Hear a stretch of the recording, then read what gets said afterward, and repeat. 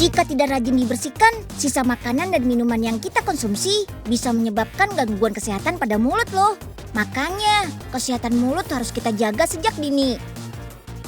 Pas masa pandemi COVID-19 seperti sekarang, kesehatan mulut harus lebih kita jaga. Soalnya virus kan bisa masuk melalui mulut kita. Apalagi menurut penelitian terbaru, virus corona bisa menular melalui udara alias airborne. Ih, serem ya. Unyil punya kok solusi untuk melindungi mulut kita supaya terhindar dari penyakit. Yuk, kita kemon!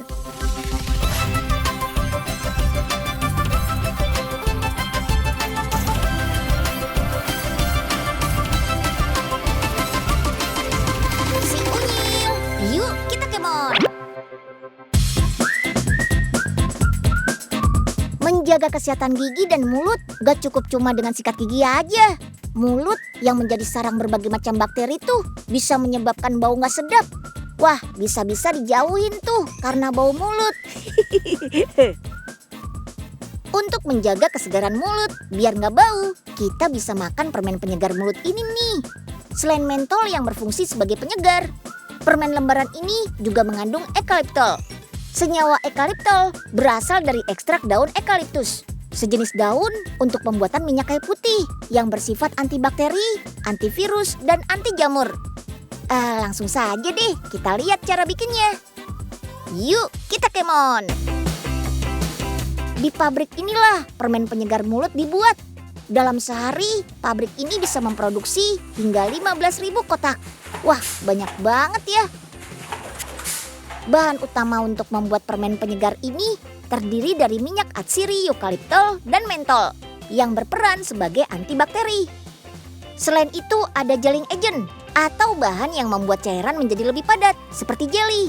Ada juga zat-zat penstabil untuk menjaga agar pencampuran minyak dan air tidak pecah. Terakhir ada bahan campuran yang disebut dry mix. Proses pertama, semua bahan dimasukkan ke dalam mixer, lalu diaduk selama 1 jam. Proses pengadukan memang butuh waktu lama supaya semua bahan benar-benar tercampur dan gak ada yang menggumpal.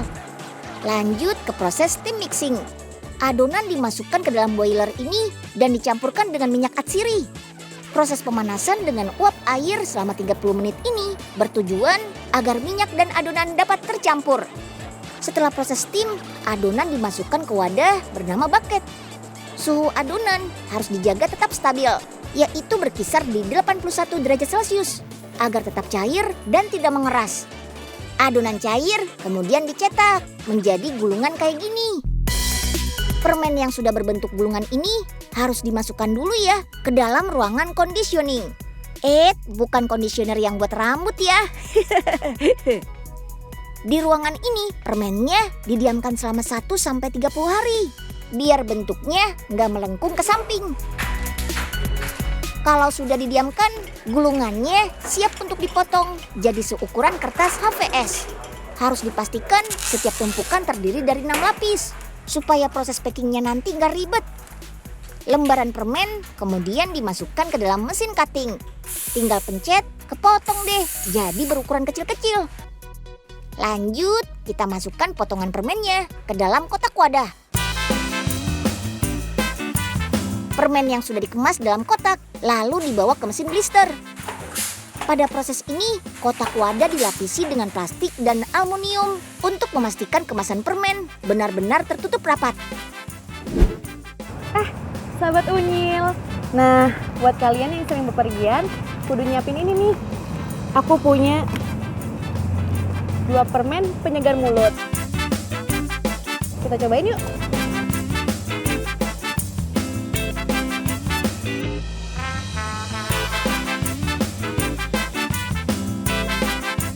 Nah, jadi permen penyegar mulut ini punya 2 varian rasa. Yang satu rasa jeruk dan satunya rasa mint. Jadi dua-duanya sama-sama pedas karena ada kandungan antibakterinya. Cuma yang ini ada asam manisnya rasa jeruk gitu. Kalau yang ini bener-bener rasa mint. Profesor, kita mau bikin apa nih? Banyak banget bahan-bahannya. Wow, iya Pak Enyeng. Hari ini kita mau bikin permen anti bau mulut. Sepada! Profesor, Nih, Prof, Unyil bawain pesenannya nih, daun eukaliptus. Wah, makasih banyak ya Nyil. Permennya Profesor kayaknya kurang mantep nih kalau nggak pakai jengkol. Ah, Enyeng masukin aja lah. Sini Nyil, bahan-bahannya untuk permen anti bau mulut kan udah lengkap. Nah, langsung kita buat aja yuk. Wah, siap, Prof. Nah, akhirnya jadi juga permen anti bau mulut. Nih, Pak Enyeng duluan deh yang nyobain. Boleh.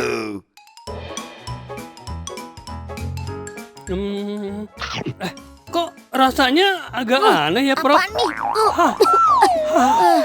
Aduh. Loh, kok malah pada pingsan sih?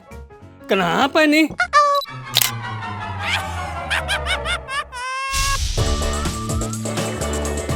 Sebagai bagian dari mulut, gigi punya peranan penting untuk menghancurkan makanan. Tapi gigi juga punya potensi paling besar menjadi sarang kuman dari sisa makanan yang kita konsumsi. Makanya harus rajin dibersihkan setidaknya 2 kali sehari. Pasta gigi dari ekstrak buah apel ini bisa menjadi pilihan loh untuk menjaga kesehatan gigi kita. Buah apel yang punya kandungan antibakteri bisa digunakan untuk membersihkan gigi kita dari kuman jahat. Sebelum bikin pasta giginya, kita panen apelnya dulu ya. Yuk, kita kemon! Sebagai daerah tropis, Indonesia punya berbagai macam tanaman berkhasiat loh. Salah satunya apel yang banyak tumbuh di daerah dataran tinggi alias di tempat yang dingin. Nah, di desa Kayu Kebek yang ada di Nongko Jajar ini, kita bisa lihat banyak kebun apel. Malah bisa dibilang desa ini adalah kampungnya apel. Petani di sini bisa panen apel setiap hari loh. Hasil panennya gak tanggung-tanggung. Tuh, lihat aja. Apelnya banyak banget kan. Saking banyaknya, mereka harus mengangkut apel yang dipanen pakai truk. Tapi meskipun truknya sudah besar, tetap saja tuh masih banyak apel yang belum bisa keangkut.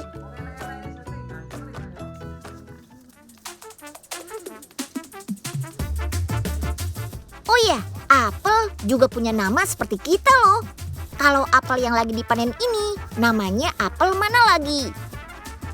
Warnanya hijau kekuningan, rasanya manis dan segar. Daging buahnya sedikit keras, berwarna putih kekuningan. Ada lagi nih, apel Rom Beauty. Apel ini berwarna hijau tapi ada merah-merahnya. Terus rasanya gak asam dan daging buahnya lebih empuk dari mana lagi. Kalau apel Ana warnanya hampir sama kayak apel Rom Beauty, tapi warna merahnya lebih merata. Dan tidak ada tekstur bintik-bintiknya kayak apel Rom Beauty. Rasanya manis dan daging buahnya lunak. Terakhir, apel Greensmith. Warnanya hijau pekat. Rasanya asam, tapi daging buahnya nggak sekeras apel mana lagi. Apel mana lagi punya khasiat antibakteri, yaitu zat yang bisa mengusir bakteri jahat di gigi. Bakteri jahat di dalam mulut, kalau dibiarkan kelamaan di dalam mulut, bisa menyebabkan plak gigi yang lama-lama bisa membuat gigi berlubang. Habis diiris tipis, apel mana laginya kita keringkan nih. Wah, jadinya kayak keripik ya. Lanjut, irisan buah apel dihaluskan sampai menjadi serbuk. Zat aktif katekin pada buah apel lah yang membantu kita mengusir bakteri-bakteri jahat di mulut. Zat ini banyaknya di kulit dan daging apel. Makanya kalau makan apel jangan dibuang kulitnya. Nanti apelnya jadi nggak bisa ngalahin kuman lagi. Nah, sekarang jadi tahu kan alasannya kenapa kalau habis makan apel mana lagi mulut terasa lebih kesat? Karena kuman-kumannya sudah dikalahkan. Selain dimakan langsung, kandungan antioksidan jagoan dalam buah apel bisa dijadikan pasta gigi juga, biar manfaat apelnya nggak hilang. Apalagi pasta gigi kan alat perawatan gigi yang paling sederhana, mudah, dan nggak bikin ngeri kayak alat-alat di kedokteran. Ekstrak apel mana lagi tinggal dicampur dengan bahan-bahan pembuat pasta gigi. Lihat tuh, pasta gigi apelnya sudah jadi. Warna pastanya agak kekuningan, sesuai warna daging apel mana lagi.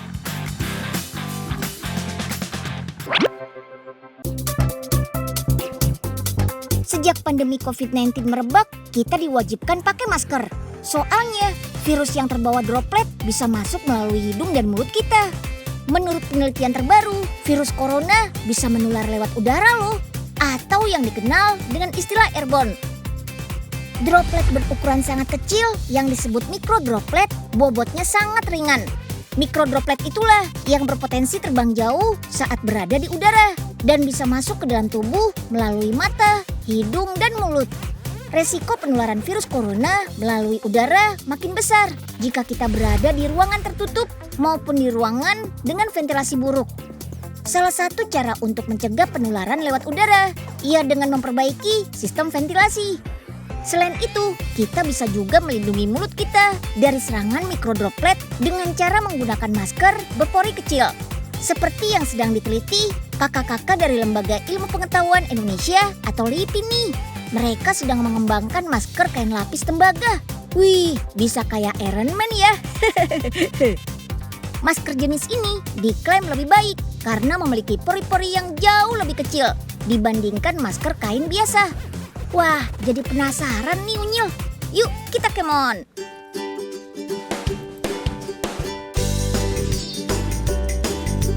Tembaga dipilih karena beberapa penelitian menunjukkan virus hanya mampu bertahan hidup selama 4 jam di permukaan tembaga. Jauh lebih cepat dibandingkan material lain. Misalnya di bahan plastik, virus bisa bertahan selama 72 jam. Sedangkan di kardus bisa sampai 24 jam. Pada permukaan kayu, virus bisa bertahan hidup selama 4 hari. Wih, serem ya. Tembaga memang sudah dikenal sebagai material antibakterial sejak zaman Mesir dan Yunani kuno. Pada zaman itu, tembaga digunakan sebagai alat sterilisasi air hingga untuk perawatan luka. Pertama, kita siapkan dulu nih bahan bakunya. Tembaga yang kita pakai bukan tembaga lembaran ya, melainkan serbuk tembaga yang dicampurkan dengan zat pengikat. Kita campur hingga menjadi bentuk pasta seperti ini. Untuk melapisi kain, caranya mirip dengan teknik cetak sablon yang digunakan pada kain. Pasta tembaga ini bisa melapisi hampir semua jenis kain loh. Setelah dikeringkan, kain yang sudah dilapisi tembaga sudah siap digunakan. Gampang kan? Secara kasat mata, masker yang terlapisi tembaga sudah terlihat berbeda dengan masker kain biasa. Tapi lebih jelas lagi kalau kita lihat dengan mikroskop. Tuh lihat, masker yang sudah dilapisi tembaga memiliki pori yang lebih kecil. Kalau diukur nih, lapisan masker kain biasa memiliki ukuran pori sekitar 100 mikron. Setelah diberi lapisan tembaga, porinya menyusut menjadi 10 mikron saja. Masih nggak percaya juga? Yuk, kita uji aja maskernya. Teng teng teng, masker kain biasa melawan masker yang diberi kain lapis tembaga. Ujian yang pertama, water drop. Kita lihat masker mana yang lebih cepat tembus air. Yuk, langsung kita mulai. Tada! Pemenangnya adalah masker lapis tembaga. 1-0. Ujian yang kedua, uji tiup. Yuk, kita lihat mana masker yang lebih sulit digunakan untuk meniup dan memadamkan api. 1, 2, 3. Yeay, masker lapis tembaga lagi pemenangnya. 2-0. Wah, menang telak nih. Terbuktikan kalau masker lapis tembaga memiliki pori yang lebih kecil. Selain memperkecil gerak virus untuk menembus masker, masker lapis tembaga ini berfungsi sebagai tameng yang dapat merusak dinding sel virus, sehingga tidak dapat berkembang biak dan akhirnya mati. Masker lapis tembaga ini diklaim bisa dipakai berkali-kali dan bisa dicuci tanpa khawatir luntur loh. Nah, sekarang kita buktikan yuk kalau lapisan tembaganya tidak akan mudah terlepas. Kita simulasikan seperti di dalam mesin cuci ya. Potongan masker lapis tembaga kita putar menggunakan mesin magnetic stirrer pada suhu 120 derajat Celcius. Tuh lihat, nggak ada serpian tembaga yang terlepas kan? Bahkan masker lapis tembaga ini juga sudah terbukti tidak terlarut ketika direndam air. jadi dijamin aman digunakan. Teknologi pelapisan tembaga pada masker kain ini nantinya bisa diterapkan pada skala rumah tangga hingga industri. Kualitas masker kain yang beredar di masyarakat juga jadi lebih baik kan untuk menangkal penyebaran virus. Waktunya uji ketangkasan nih. Hup, ya, yes, kena. Sekali lagi Hup, Aduh. Pak Oga, aduh, maaf ya Pak, Unyil nggak tahu. Lagian ngapain sih Pak pakai gituan? Mau jadi Iron Man ya? Ini nih masker tembaga, Den. Kata profesor, lebih aman dari masker biasa. Hah? Gimana ceritanya Pak? Ya nggak mungkin lah. Ya, nggak percaya. Orang profesor sendiri yang bilang, Den.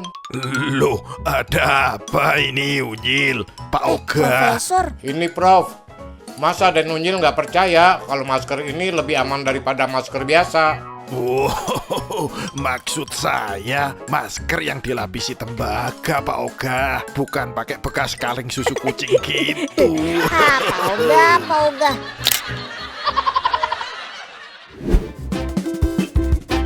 Kesehatan mulut bisa terlihat juga dari bibir yang tampak sehat. Nah, untuk kakak-kakak dan ibu-ibu di rumah, lipstik buah merah ini bisa menjadi pilihan loh untuk menjaga kesehatan bibir. Buah dengan nama latin Pandanus conoideus ini hanya bisa tumbuh di tanah Papua. Tanaman ini tumbuh di lingkungan bersuhu di bawah 17 derajat Celcius dengan penyinaran matahari dan tekanan udara khusus. Dan kondisi ini hanya dimiliki oleh Papua. Hasil penelitian dari Universitas Cendrawasih di Jayapura menunjukkan kalau masyarakat lokal Papua punya stamina tinggi. Bahkan jarang yang terkena penyakit hipertensi, diabetes, jantung, dan kanker. Padahal sehari-hari mereka hidup dalam kondisi cuaca cukup dingin di pegunungan. Ternyata rahasia sehatnya itu dengan mengkonsumsi buah merah loh, hebat. Buah merah punya segudang kandungan gizi, kaya kalsium dan hampir 85% mengandung omega 3, omega 9, dan omega 6. Ketiga omega inilah yang punya peran penting dalam meningkatkan kekebalan tubuh dan perbaikan sel yang rusak. Selain itu, antioksidan pada buah merah juga cukup tinggi. Kandungan antioksidan buah merah juga bagus nih untuk merawat kulit bibir. Gimana ya proses bikin lipstik dari buah merah? Langsung kepoin aja deh. Yuk kita kemon. Bahan utama membuat lipstik salah satunya adalah wax. Padatan yang menyerupai lilin ini berfungsi melembabkan dan mengatasi kering dan pecah pada kulit ataupun bibir. Panaskan dalam suhu 85 derajat Celcius selama 1 jam. Biarkan sampai meleleh di melting kettle berkapasitas 20 kg ini. Sambil menunggu, buat formula pewarna lipstiknya. Campur seluruh bahan dalam wadah stainless. Aduk rata sampai pewarna dan berbagai jenis minyak menyatu. Formula ini fungsinya memberikan efek warna dan kelembapan pada lipstik. Sip deh, wax dalam tangki sudah mencair tuh. Saatnya memasukkan formula warna yang sudah dibuat. Syur! Aduk terus, kurang lebih selama 30 menit. Pastikan seluruh formula tercampur rata ya. Baru deh masukkan bahan lain termasuk ekstrak buah merah. Butuh waktu selama 15 menit untuk membuat semua bahan tercampur rata. Buah merah dalam cairan pembuat lipstik tidak hanya memberi efek warna loh. Kandungan vitamin E, lemak, dan antioksidannya yang tinggi berfungsi untuk melindungi bibir atau kulit dari sinar ultraviolet. Selain itu, buah ini juga ampuh menghilangkan kerutan pada kulit. Wih, keren banget ya. Untuk mendapatkan tekstur dan warna yang diinginkan, formula lipstik ini diaduk dalam waktu 1 hari. Saring cairan yang turun dari tangki. Cairan ini harus melewati pengecekan warna dulu di bagian quality control. Dengan alat spektrofotometer, warna lipstik akan terlihat apakah sudah sesuai dengan standar atau belum. Indikasinya adalah jika grafik menunjuk di angka tidak lebih dari 2, maka warna lolos dan aman untuk diproduksi lebih lanjut. Sekarang waktunya mencetak lipstik. Pertama, cairan keluar dari pipa filling mengisi 8 lubang cetakan. Lalu dinginkan pada suhu minus 7 derajat Celcius selama 10 menit. Baru deh pindahkan lipstik ke dalam wadah secara otomatis. Dalam semenit mesin ini mampu memproduksi sebanyak 36 buah lipstik. Ada beberapa varian lipstik yang harus melewati proses flaming.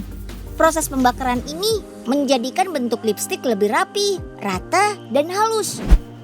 Produksi lipstik perharinya bisa sampai ribuan loh. Nggak mau kan kesehatan mulut kita terganggu yang bisa bikin gigi berlubang, bibir pecah-pecah, bahkan bau mulut. Selain bisa berakibat pada datangnya penyakit lain, pastinya bisa mengurangi rasa percaya diri juga. Makanya sejak anak-anak kita nggak boleh mengabaikan perawatan gigi dan mulut. Semoga informasi dari Unyil hari ini bermanfaat ya. Sampai jumpa.